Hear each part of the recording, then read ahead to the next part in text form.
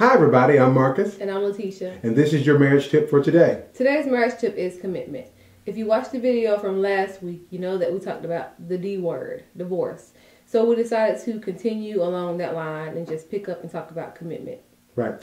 First thing that we want to understand about commitment is that commitment is not a feeling. It is a decision. Mm-hmm. So if we're going to commit to our marriage or commit to our spouse, then that means that we commit to love, we commit to honor, mm-hmm. and we commit to support our spouses no matter what. Right.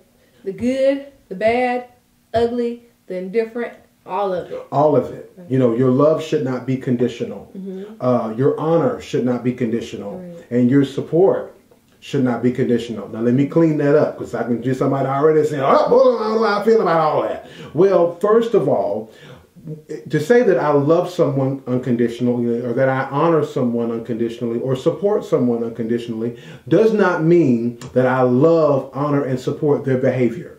Right. So you have to make sure that you're making the distinction between the spouse's behavior mm-hmm. and who they are as a person. It's something totally different. It just means that I'm going to love you, I'm going to honor you, and I'm going to support you in it all. You know, I love you if you're committed to porn. I love you if you cheat on me. I love you if I feel like you don't treat me right. I love you. Mm-hmm. Now again, that doesn't mean that you condone those behaviors or different things, but it does mean that you have set your love on them, right. And that's not going to change. It doesn't give them a ticket to do whatever they want to do. Right, but it does open the door for them to be honest. Right. With you. Some things stay hid because there many times people are fearful of what you might say or how you might respond or whatnot. But no, if your wife is completely sure that you're going to love her through it all, mm-hmm. there'll be nothing hidden, and vice versa with the husband. With any relationship, any marriage, there are going to be problems. Or you just have to choose the person that you want to have the problems with. Right. It doesn't, just because we're doing these videos doesn't mean that we never argue or that there aren't opportunities to come up to, we don't really argue. I just say we disagree. It's a difference between arguing and disagreeing. Big difference. Yeah. But it doesn't mean that opportunities won't present themselves for you to disagree. And you have to be okay with that and not feel condemned or feel like, well, this ain't supposed to work because this ain't how I dreamed it up, and this ain't how the tankers do it, and this ain't what I've seen with da-da-da-da. Stop that. Yeah. No, each marriage will have opportunities for conflict, opportunities for disagreements. It's just a matter of how you handle it. Right. And the first step to handling it properly is commitment. Yeah. Because, like you may say, well, I'm sick of him. He's doing this and he's doing that. He might be sick of you while you're talking. Right. And, I'm just going to call it quits. I'm just going to find somebody else and, start this over with again. Let me tell you something. It doesn't matter who you're with, you're going to have problems. You're right. The problems are going to be different, maybe different, but you're going to have problems. Right, because see, you can change spouses, but if you don't change, you bring the same problems that were in the last marriage into the new marriage. So ultimately, if you don't commit in one marriage, if you take that same uncommitting mind or uncommitting love into another marriage, statistics tell us that if you get divorced one time, there's nothing saying you won't get divorced again and again and again. It's addictive because you always see it as a way of escape. Your mind, change your mindset, concerning right, divorce. Right. That's the only way you can, break that.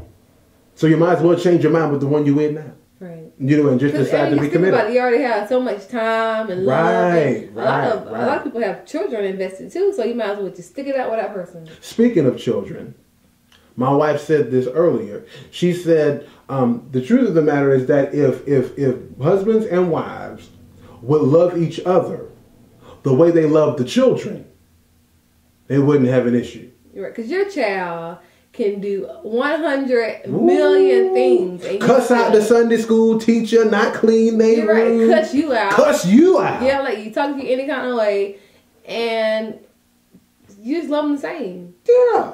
Right? It should be the same with your husband. Absolutely. Or with your wife. You love them unconditionally. And being committed means that you are that you're loyal and you're faithful in their presence and out of their presence.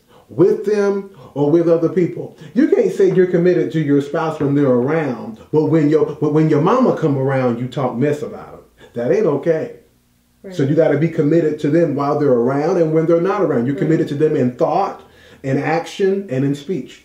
for example, I can say that I'm committed to Mark, but if Mark doesn't know that, or if he doesn't feel the same way, I'm not really committed. Right. So it's important that your spouse be secure in your commitment. And if they're not secure with that, then it's up to you to see what's going on. You know, it's easy to blame somebody and say, "Oh, well, you're just being insecure." Well, maybe they're not. Maybe it's not so much that they're being insecure as it is that you're not doing what needs to be done in the marriage to make them feel secure. I mean, I can tell you, somebody's not going to feel secure in a marriage if you're always throwing the D word around, divorce. Well, you know, I just don't know if I can take this. Maybe we just need a break.